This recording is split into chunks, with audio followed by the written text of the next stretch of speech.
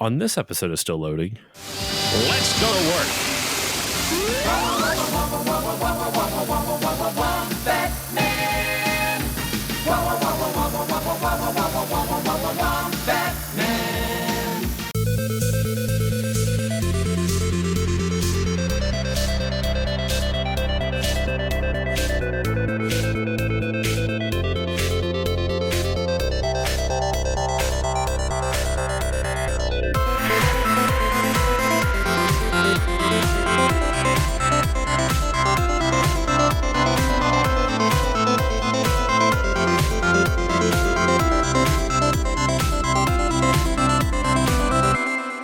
Hello, everyone, and welcome to this new episode of the Still Loading podcast. I'm your host, Josh Koval, and today on the show, we're coming into the home stretch of season 2. There's only, after this episode, there's only including this episode, there's only 3 episodes left to cover of Captain N the Game Master for season 2, and then there's a short season 3. We're getting into the final stretch, everybody. And with me today to discuss Captain N season 2, episode 11, I Wish I Was a Wombatman, as returning guest from last month's episode, Jala-Chan. Jala, how are you doing? I am excited. How are you? I am doing fantastic. I'm really excited to talk about this episode, much more so than the previous one that I had you on for, but we'll get into all that. And of course, my co-host with the Mo-host, Dexter Morrill. Dexter, how are you doing today? Oh, I'm great. I'm happy to be the Kid Icarus to your Wombatman, Josh. Oh my god, dude, I am so excited for this one because Wombatman, for listeners who have followed this Captain N series, it's a deep cut from season 1, where in season 1 episode, I'm going to double check, I believe it's either episode 4, the Video Olympics one, or it's episode 3, the Most Dangerous Game Master. I think it was episode 3, the Most Dangerous Game Master, where they're all like the N team are all watching TV and they are going through different parodies of different TV shows. Like Donkey Kong is Indiana Jones, and they're watching like this weird parody of Indiana Jones, but Donkey Kong. And then they had this thing of Wombatman, and I'm so happy they decided to bring back this character because it was such a goofy idea. He wasn't even a character the first time you see him. He just, it's a passing line where they make a joke in episode 3 of season 1, and they decide to flesh him out as a full character. I mean, it's a little bit of a stereotypical thing where, you see an actor portraying a superhero on TV and they're not really a hero, and it becomes kind of this, disappointment to the kids who realize that, oh, maybe they weren't really a hero this whole time. They kind of play into that this episode, but I'm just so happy to see that he's back. So as we are wont to do with the Captain N series, we always talk about what's one of the biggest things that stood out to each of us during this episode. So Jala, I'm going to throw it over to you this time. Jala, what was something that really stuck out to you on this episode? What stuck out to me is the fact that this is supposed to be ostensibly about marble madness. And that is a very tenuous link up there. At best. The funny thing is the last recording session, or maybe it was before we were on mic, you mentioned about that, and I got all my times mixed up and everything, and then I didn't even realize watching this that they intended to reference Marble Madness. It is such a loose connection to. I had no idea. I get it now that you say it, but it's really not indicated at all. And the Marble Madness music, like Dex said, was on the last episode. So what is even going on? Yeah, I no clue how they ended up doing that, but I'm only realizing now that was it Marsopolis or Marbopolis that this is supposed to take place, but it looks like a giant pinball machine. So it's actually more like pinball than Marble Madness. But it doesn't even register like that unless you know that it's referencing Marble Madness. That's true. And the thing is like the closest thing, the most overt reference is that Mother Brain's back in this episode, by the way. The most overt reference to Marble Madness is Mother Brain's plan to get rid of the N team is to sick her like marble on. It's just a marble that has a magnet inside of it and can like blow people away. It's very bizarre. It doesn't make That's the character from Marble Madness, though, Josh. The Black didn't Marble. oh my goodness, how could I have not known that? I didn't know the character of Marble Madness had a magnet inside of him. It has, well, that's the thing. In Marble Madness, you have to go through a course as a marble, and there's several obstacles. The most infamous, I guess, one is the black marble that tries to push you off. But there's also vacuums and magnets and oil slicks and all kinds of stuff. But they kind of make it all coming from the black marble, which was kind of weird that they kind of combined all those references into one character. Character, very, very, very loose interpretation I was of going that. to say character, huh? I would call it a vehicle more than a character, but you know. Well, I love this episode because for me the thing that stuck out was just Wombatman himself. Like, what a goofy idea for a spoof of Batman. Like, I got to make sure I'm not going crazy. Wombatman does not appear in anything else other than Captain N, right? Like, this isn't some other obscure reference that I'm just not getting, right? As far as I know, it is just a Batman reference because, like, later on in the episode, there is the Wombatman theme music, which is just a play off of the old Batman theme. So I hope that's what we came in on, by the way, Josh, on this episode of Still Loading. I hope it's the Wombatman. I'll be honest, I didn't pick what the audio clip was going to be, but I guess you've kind of tied my hands now on this one. I guess I'm going to have to do wombat, or whatever they do.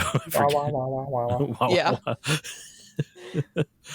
And also, I also have to tell you that my husband has a tendency of picking up any jingle that he hears and then just singing it for hours and hours. And so he heard that. And so you can understand that will be living in my house. I will be hearing the Wombatman theme for like at least a couple of weeks. And what's funny, listeners, a little behind the scenes tidbits here. We weren't sure if we are going to be able to record both episodes during the same recording session, just due to kids' nap times and shenanigans like that. So I was like, all right, well, we'll at least get through episode 10. But Jala, if we don't get through episode 11, and I just feel bad I made you watch another episode of Captain N. Now I'd feel extra bad now because then I forced you to watch this episode, and now your husband is just going to sing it for an entire week. Forever. Until this episode comes out, yes. This episode, I'll say off mic when it comes out, but it's going to be a little bit. So this episode, let's dive into it in earnest then, shall we? The episode begins with you see basically Kid Icarus watching an episode of Wombatman, and he's mimicking a lot of the different movements that Wombatman does on the TV show. And as I mentioned in the previous episode, how like one of my biggest things that I noticed was that in the Trojan Dragon episode was that the dragon looked like a dork. Well, Kid Icarus looks like a dork in this. He's got Wombatman goggles. Hold on, I'm gonna pause it real quick where I can see, because right now the scene I just saw, Wombatman's throwing his like grappling hook, which has a wombat face, a wombat face to it. But Kid Icarus is wearing Wombatman goggles or glasses, a Wombatman cape, that is connected to like this little patch or something like that that's in the center of his chest. Like the cape is almost like looped around his neck and attached to the patch all at once. It's that's really the only two bits of like Wombatman merch that he's wearing, but it really takes up his entire outfit once he does. He's got the utility belt too. And he has the utility belt. And then his domino mask also happens to have like the little ears on it. Yeah. I kind of loved that touch too. Like it wasn't just like a pink goggle, like a pair of pink goggles or like whatever. Yeah, I guess they're pink, like pink goggles. They actually had the little ears to it as well, which I thought was a really nice touch. They added the Wombatman ears. They didn't have to do that. Like that's something I could totally see Captain N cutting corners on, but they didn't, which I thought was now the one still I'm looking at it. It's like digging into his eyebrow. It's like 1 minute and 46 seconds in. Duke's licking his face because Simon. So he's mimicking Wombatman and he's flying all around this room, and then he ends up falling on top of Simon as Simon's walking through a door with what I guess is tomato soup and crackers or something. It almost could be like anything. Oysters. And I have to say, in that just that little bit where he's just walking with the soup and the oyster crackers that he's got, like he's just like hunched over it and like creeping along and like slavering, like he's slavering. He's got his tongue lolling out and everything. It's just wild. I'm like, who walks around with food like that? I do with Oreos. I will. I actually, I heard this. I don't know if this is true or not. I heard Oreos are vegan. Yes, they are. They are? That's wild. I know they're not healthy for you, but it's still wild to me that they're it's vegan. all oils that make it taste creamy. It's not actually dairy products. Oh, interesting. I did not know that. Sorry, I was just thinking about slobbering over something. That'd be Oreos for me. I would walk around with a plate of Oreos. Just that was probably the first sound effect, but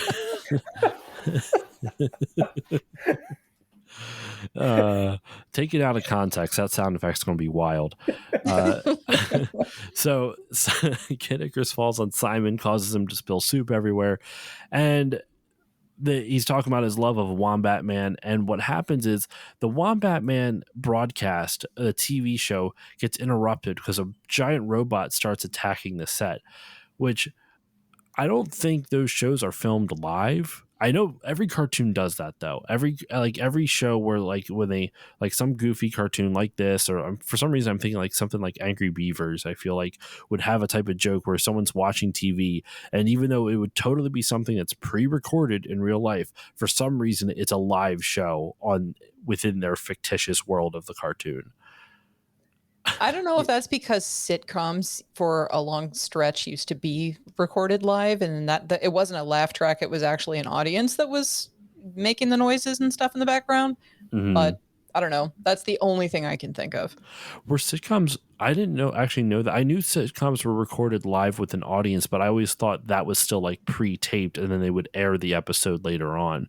But I don't know that they were ever aired live, but just for the sake of like conveying information to the end team about the current situation that's going on, like they wouldn't have heard about it if it was just pre-recorded before. So they have to make it a live feed. Oh, I know. That's how they're doing it. I just think it's silly. Just plot reasons. It doesn't make sense. Now, I did notice the robot that it's fighting. What the fuck was that word? The robot that is fighting has its tongue out the entire time. Yeah. Did you notice that? 2 minutes. I saw that too. It's kind of uncomfortable. What's also really uncomfortable when we get there is the fact that you later get to see Wombat Nip, but we'll get there. I also noticed that the robot has the same funky glasses as Krang's robot body from the Ninja Turtles cartoon. Yep. Must have been some kind of style thing that people liked on their robots, were these funky rectangle glasses. Now, I wonder, this robot has a giant lamp on its chest. Is that supposed to be Robot Nip? But he only has one. He also has a door on his crotch, kind of Yeah, I know. He does. Wait, I was going to mention that. I was going to say he's got a door on his crotch. The continuity. Yeah. The A+ continuity from the end team. Dragon crotch and robot crotch. Who would have thought? A door on both.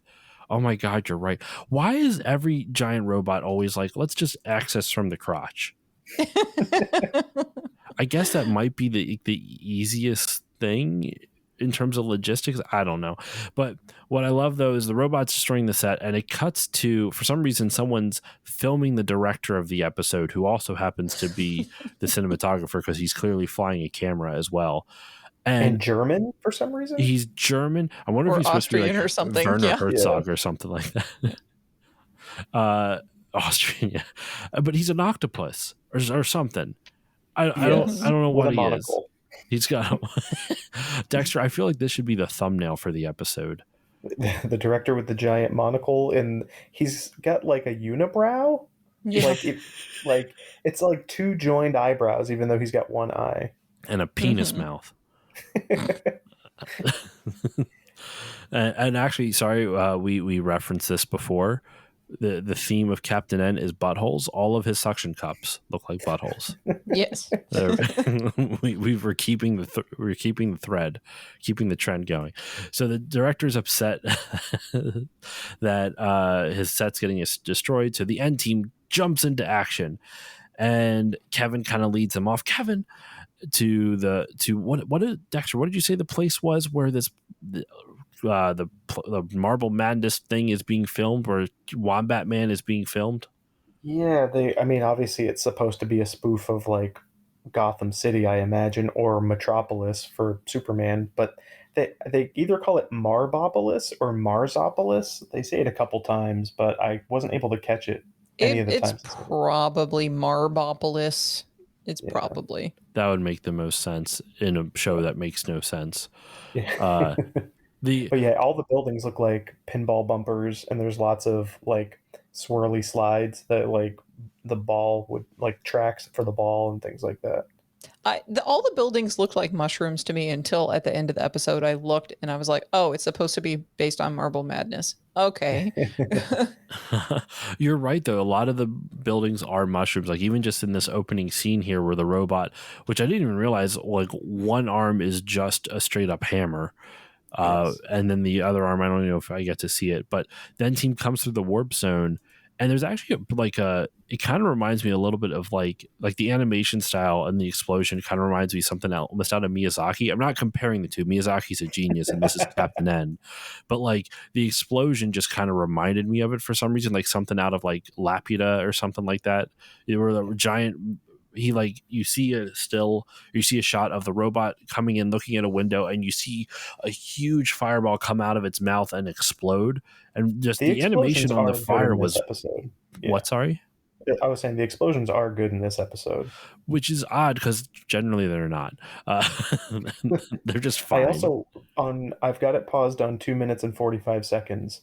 That the tongue that's sticking out I think it's actually the bottom lip. Because the mouth is open and there's another tongue inside. And also his forehead looks like a butt. Well, when I was trying to go to look at it, I couldn't get to 245 just yet. I got to 248 and the exploding tower looks like a giant dildo. So there's another theme that we can see. And I also noticed when he opens up his mouth to shoot, the tongue, it's almost like he has a tongue inside of his mouth and a tongue outside of his mouth. Yeah, that's what I was saying. I think the tongue on the outside is like a bottom lip or something. What kind of lip is that? I don't know. I feel like I should insert the Veggie Tales. You know, it's a lip, it's a lip, it's a lip, lip, lip, it's a lip, it's a lip, it's a lip, lip, lip. Laddie, what do you see here? That looks like a lip.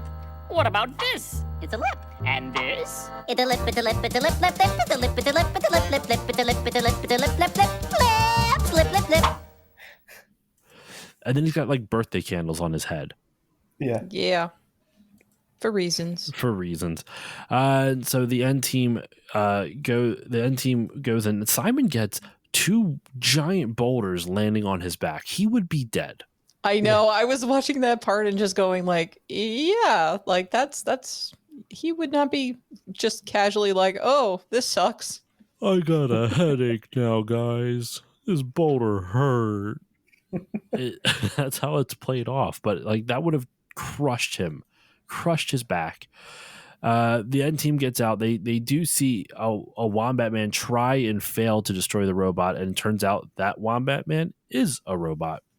That threw me for a loop big time. I was like, he's a robot? And then he explodes in front of Kid Icarus, and I was like, oh, he's going to need therapy after watching that happen.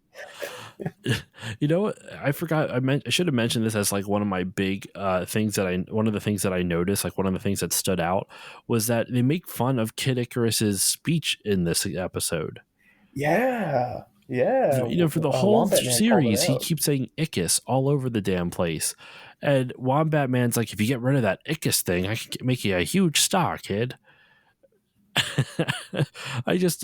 Finally, they addressed one of the most obnoxious character traits of the entire show. Yes. I was surprised that they called that out. I was too. Do we know who the voice is for Wombatman? It felt really familiar to me. I will try to look it up real quick. Yeah, I'll try to look it up real fast. but I believe they saved the directors or whatever, but I'm gonna have to double check. Sorry. There's a robot Wombatman that gets destroyed. The giant evil robot is playing with the directors in like their space capsule or whatever, and Game Boy somehow has an analytical ability to just scan a robot and find its weak point, and it sings a song. He sings a little ditty while doing it. Which is adorable. Game Boy has grown on me. I'm not going to lie, Dex, because you were so excited about his appearance in the first episode of season 2, and I hated him in the first episode of season 2. I'm still in camp. I don't like Game Boy, but I'm not saying he's my favorite character, but it's better than I remember. So who is your favorite character?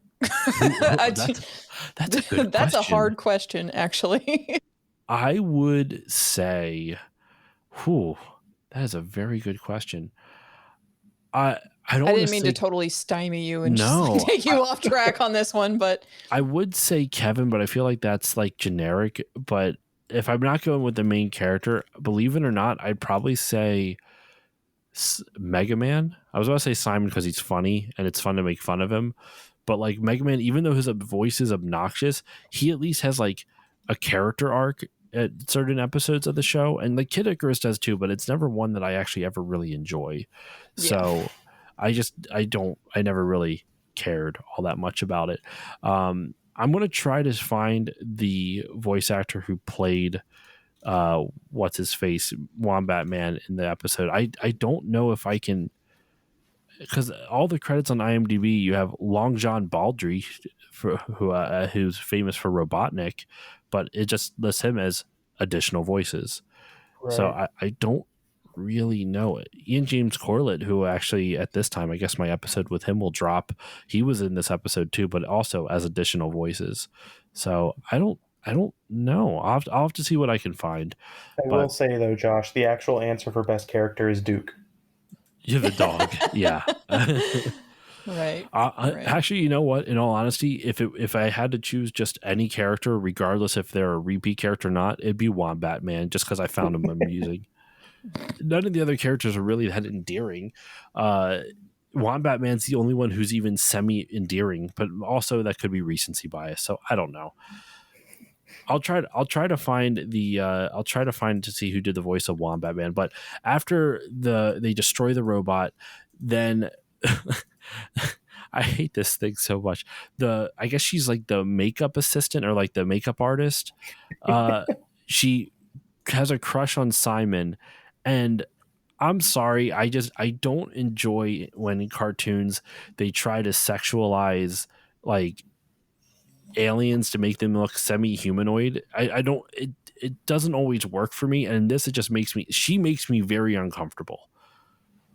Well, understandably. I mean, she's very, very large lips, and then like they try to truss her up to where she's got like it's very weird. And the color of her like octopus arms changes too. Like there's like some green like gray patches, almost like where her elbows are supposed to be on each of her octopus tentacles. And then she's got teeth. Yeah. There's 5 minutes and 19 seconds. There's a still of Simon trying to desperately jut away from her, and she's just longingly looking into his ear with her teeth jutted out. She doesn't have a chin either. She almost looks like Earthworm Jim, but an octopus. Mm-hmm. That's a good description. Minus the racist creator. Yeah.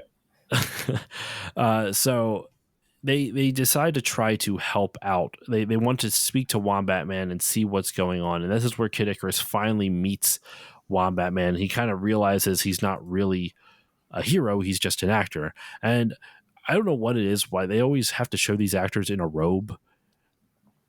Because robes are luxurious, and definitely that's like a sign of wealth and being, cushy. He's got a robe. I guess so, but his stomach is so big that his chin goes into it. Mm-hmm. Do you see like 5 minutes and 40 seconds? Or his chest. I don't know exactly what it's supposed to be, but he's got a butler who's a dog. Yeah, bulldog. I love the design for the bulldog. He's got a really thick, twirly mustache. Not thick. He's got a thin, twirly mustache and like really thick eyebrows. And what's really, really upsetting to me is that in front of all these children, Wombatman just drops the robe. He's in his boxers. You see like his big paunchy belly and his little wombat nips. And then he just puts on his costume just right there in front of these people he doesn't know, especially these small children he doesn't know. I'm like, what in the world? And if you notice the boxers he's wearing, it looks like they have a belt. I think that's just supposed to be the elastic band, but it looks like they have a belt. And then at the edge of his boxers, there's like little Wombatman heads peeking out on the bottom of his shorts. 5 minutes, 54 seconds. I was just so distracted by his little human hands. Like, he's got like little human hands and feet. Like, even though they're mostly covered up when he's wearing his costume, he's got gloves and boots, but for some reason, and maybe I've been desensitized by King Hippo's nips because that didn't like. How did we describe them? Just like quarters, like that are placed. They look like cartoon baby bottle like nipples. Like the amount of time, Dexter, that you and I have spent discussing. Well, yes, that's about right. Slip, yeah. All things about Captain N nipples and phallic imagery and cream getting on Simon's face. Oh yeah, there's a lot there. Yeah, Jala, in the first season, there's a lot of shots of Simon getting like white cream all over his face. Mm-hmm. It happens a lot. And they've cut it down in season 2. I'm actually, there's been a little bit more restraint with creaming Simon, so I'm proud of them for that, I guess. And I was going to say, Dexter, I almost feel like this shot of Wombatman with his nips out should be the thumbnail. Oh my god! So yeah, you called it. I was going to say you nailed it, Jala, but I don't want to use nailed it on this one. I guess we've already gone into some very weird territory. This. Okay. Yeah, I was even going to edit that out, but you know what? Fuck it. This is I marked this as explicit. It's fine. Yes, Wombatman undressing in front of what is ostensibly children is very uncomfortable. It's really not. I don't really enjoy that. Well, and then too, like in his whole room, everything in his room, it has the wombat head shape to it. So like his little TV and his little mirror and his little couch and all of that, like his little spritzer for his mouth. Voice. Yeah, everything. It just, all of it is just wombat head shaped. It's just, and then too, the fact that there's so many reflective surfaces in this room. It's like, it kind of gives you this feeling like he definitely checks himself out in the mirror, and that's even weirder and worse. and so like it just gets worse and worse the longer you sit with the scene. It really does. It just makes you it makes you uncomfortable every step of the way. And I think he might live up in one of those mushroom towers we talked about, because there's no like door to exit except for like an elevator in the center of the room. So I almost wonder if he just lives on one of the tops of the mushroom tower or whatever. So it cuts to Wombatman basically just tells him, it's show business, kid, whatever. I'm not a real hero. And then you find out that the reason the N team is even there is because for some reason, Mother Brain knows that Kid Icarus is a Wombatman fan. And by being able to sabotage the TV show, she knew without a doubt that the Ed team would see that and come to do something, to help out, to whatever. And Wombatman, you find out the reason he's involved in all of this is because Mother Brain has kidnapped his girlfriend, who you had some thoughts about her, Jala. I mostly was just like, again, kind of losing my mind about just the artwork of what she looks like. She looks high as F. It's high AF, just very much just the droopy eyelids and just kind of like not concerned whatsoever with her peril. She just kind of sitting there and going, Womby, Okay. And I know she's supposed to be like the femme fatale, Jessica Rabbit kind of stand-in figure or something, but like she just looks very weird, very, very weird. And just the way that she's drawn just is creepy to me. Mm-hmm. So because she's really, I was just like, is she high? I was sitting here messaging Josh like, real talk, is she high? Because she looks high. I mean, she maybe gets dangled over lava and is like, oh no. Yeah. I took a still of that and sent that to Josh. I'm like, come on, what is this? Maybe the fumes got to her. I don't know. Right. Does lava have fumes? It would be giving off some heat. It would be giving off some fumes. You wouldn't be able to get that close to it without dying. But that's very true. We actually Dexter and I talked about that. Did you see the Mario movie yet, Jala? I have not. It's on my list of things to do. Okay, then I won't. It's not a spoiler for the movie, but even so, I won't say anything just in case anyone doesn't want to see it. But there's a moment in that too where I'm like, someone should have died by this lava because they were very close to it. That's all I'll say. That's not a spoiler. Mm-hmm. So the end team are given a tour of the studio lot. Yep. And this is all Mother Brain's like bizarrely backwards plan to slowly get them to kill them somehow. It's not really well broadcasted at all because her plan just makes absolutely no sense. It's just all these random things like, okay, let's try to kill them this way, instead of just being direct. It's that very classic, almost James Bond villain type of thing where it's almost circuitous the way that they try to eliminate their arch foe, which in this case is the end team. And which it's funny. The first thing that happens when they're on their little tour around the studio is that the two dragons that were in the last episode that wreaked havoc on the Palace of Power are there, and then Kevin just zaps them and they just disappear and whatever. Everything moves on. And then you also get like the rest of the Dragon's Den, like the Dragon Lord comes back and, although it's probably some kind of, robot or something, it's not, but anyway, like he shows back up again and all of that. So, I almost wonder if I think they were going for like Godzilla and King Kong, like Universal Studios kind of thing. Yeah. Because they looked a little off model compared to as much as that can be off model. But they looked a little off model of the off model. Yeah, right. It didn't look quite the same as what you saw in the last episode. Mm-hmm. It's funny. I was a little distracted in my previous explanation because when I was looking through the episode to look at what you were even talking about too, Jala, with the repeats of the previous dragons. You might have to scrub through it frame by frame on YouTube, but like at 8 minutes and 54 seconds, there's an animation error where the end team just completely disappears from a shot like one frame before the actual transition, if that makes sense. Yeah.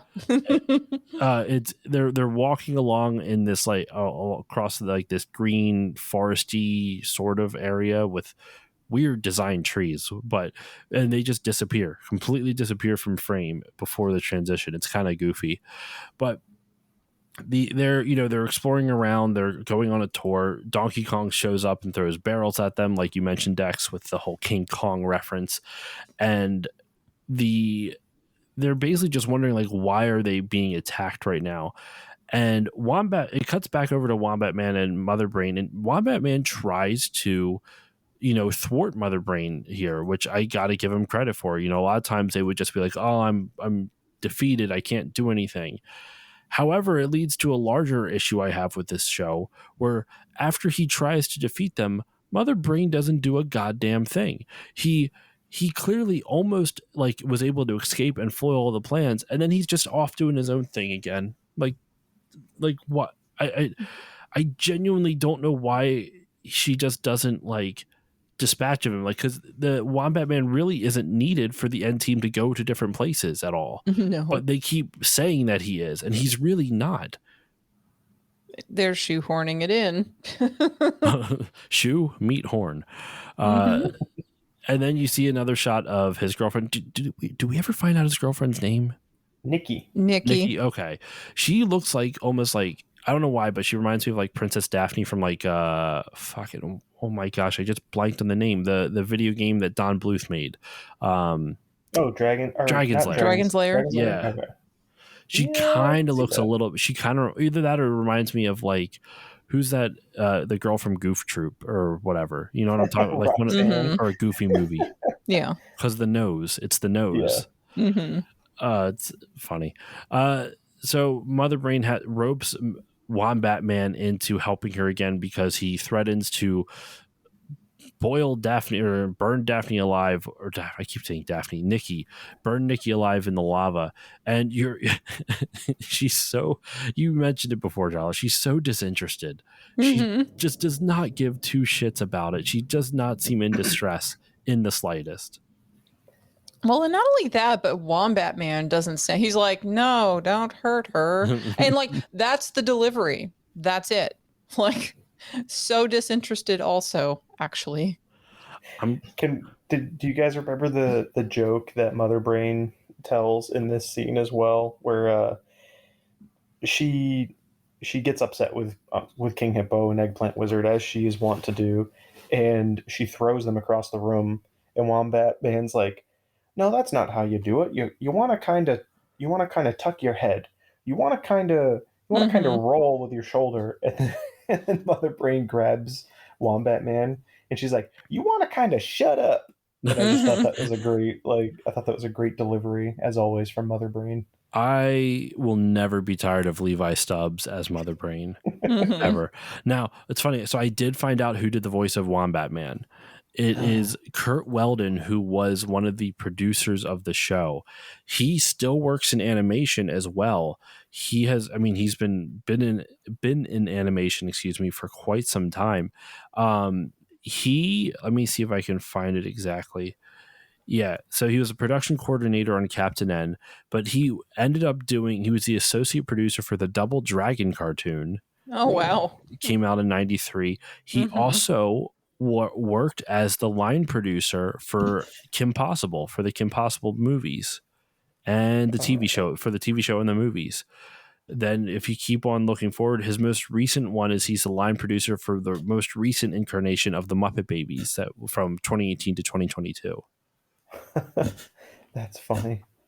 That's kind of wild. I also found him on LinkedIn. I almost am tempted to see if I can shoot him a message and be like, hey, would you want to come on the podcast and talk about voicing Wombatman? This obscure character that you voiced one episode and a small bit segment in season 1. But anyway. In that one section, though, with Wombatman and Mother Brain and everything, Mother Brain also literally says, will the real Wombatman please stand up? That's true. How many robots does Wombatman have? I forget, because he tries to use that robot decoy, and that was a common phrase before Eminem made it famous, like, will the real so-and-so please stand up? I'm sure it's a reference to something, but... Well, we're going to say that Captain N did it first. Yeah, he influenced Eminem. That's right. He Eminem, was the real Slim Shady. Captain N fan, yes. We all know that Eminem grew up watching Captain N and is a huge fan. Little did we all know that Kevin was the real Slim Shady all along. So Wombatman is trying to train Kid Icarus, and this is actually, there's a still leading up to it where, because Kid Icarus is like flipping around in a pool or whatever, and but right before that there's a still where it's like a placement shot type of thing. I forget what the actual correct term is, but to show location shot or whatever, and it's showing Wombatman's penthouse or apartment or whatever, and there's a big windy slide going up to the top of it, and I totally think I feel like that's the closest thing we've seen so far to being a Marble Madness reference. I did Google it, and Wikipedia says that will the real something please stand up is actually an episode. Will the real Martian please stand up is episode 64 of The Twilight Zone from 1961. So I don't know if that's the first time it was used, but it is actually, I figured it was a reference to something. Well, there's at least a reference to Twilight Zone. So maybe Eminem is a Twilight Zone fan. It's kind of been in the zeitgeist for a while. Everybody's been using it. Yeah. So. I feel Don't take this away from me, Josh. He's a Captain N fan. Okay. Captain N started it first. We're retconning history. Screw accuracy. So yeah, Wombatman's like training Kid Icarus in his pool, and then it cuts to Mother Brain and Eggplant Wizard and King Hippo unveiling her newest creation, which, what does she call it? It's just a marble, but what does she call it? The black marble is what she calls it. Just the black marble. Yeah. And somehow, like you had a lot of comments about this black marble, Jala, about its magnetic abilities and such. Well, it was just like, how is it? Because like she's trying to demonstrate the use of its power, and so it pulls out the magnet. Like the top of it unscrews, and then like a magnet comes out, and it sucks King Hippo up. And I'm like, how is it attracting organic matter? Please, pray tell me how this is functioning. And then like using the vacuum also on Eggplant Wizard to show that happening, and it's like, okay, that's just. This nonsense, whatever. But I mean, like, that's par for the Captain N course. It's not like that's surprising or anything in the context of the episodes in general, the series in general. No, it's definitely not. So Wombatman tries and fails to free his girlfriend Nikki again. He fights King Hippo and Eggplant Wizard, and unfortunately we get another good shot of King Hippo's nips. Had to bring it up since we've been on nips have been on the brain this episode. And he gives up. He fails one more time, and that's finally when he kind of loses all hope in being loses his drive to be a hero. And the N team is trying to defeat Mother Brain and her black marble, just such a and that somehow is shooting like grease out of, like a hose comes out of it and shoots grease, and then it causes Simon to like slip off of his whip, which sounds dirtier than I intended to be. And the N team just is not being able to actually solve anything with this. They all fail, and Kid Icarus has to convince Wombatman that he is actually a hero, that he can save the day, and that he needs his help in order to save his friends. And they do just that. The end. No. I mean, that's pretty much it. But at the same time, I do like it. His Kid Icarus calls him chicken, and he basically just keeps taunting him to the point where he's like, fine, let's go do this. I can do this. And he remembers how to do his wombat roll again.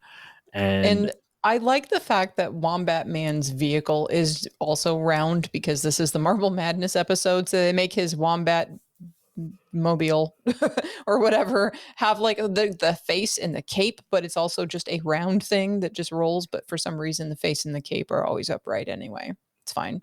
Don't worry about it. But yeah, then they have to do like the wombat roll. And I love that part too, because Wombatman is like, okay, we've got a wombat roll in there before that portal closes. And then Kid Icarus is like, but you never showed me how to do it. And he's like, just follow me, because you can absolutely sync that up with, just like watching somebody and simultaneously spinning. 100%. Mm-hmm. They bust in, and sorry, I'm just at the still now of the marble wombat mobile, and I kind of love it a lot. Just it's got a cape trailing off the back of it too. And sorry, this is another one. Dexter, maybe this should be the still. There's so many good ones. Wombatman is controlling his vehicle with a hand that shoots out from the belt buckle of his belt while holding his boomerang, which kind of looks vaguely like a banana with a flower on it. Yes. It's wonderful. I love the visual design of that so much. I shouldn't say I love the visual. I find it funny. It makes me a little uncomfortable too, with a hand just kind of coming out of his crotch, basically. What's with these last two episodes and crotches? Mm-hmm. It's nips and crotches for days, man. That's all these episodes are. they wombat roll into Mother Brain's lair. They defeat Mother Brain and King Hippo and Eggplant Wizard, and Nikki and Wombatman Nikki's finally safe. They kick Mother Brain down. And actually, this was a kind of a fun thing. Since the top half of Mother Brain is round, they kind of use that as a marble, and she spirals down the chute outside of her lair that she was kind of booked up into. And Wombatman gets saved. Nikki gets saved. She cuddles Wombatman's head, and then the octopus lady shows up one final time to try to get a smooch from Simon, and that's how the episode ends.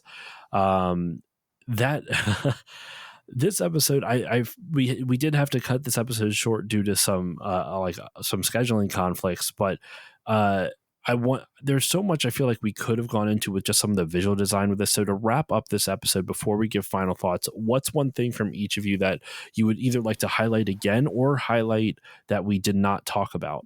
Jala, we'll start with you.